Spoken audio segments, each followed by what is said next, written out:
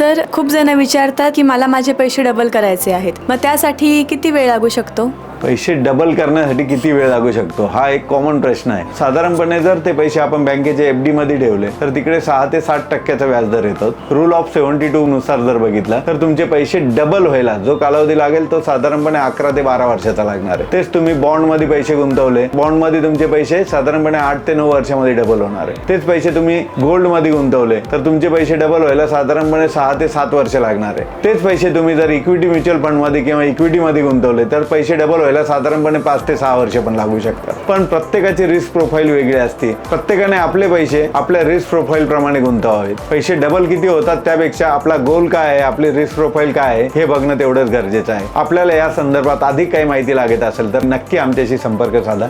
धन्यवाद. Mutual fund investments are subject to market risks. Read all scheme related documents carefully.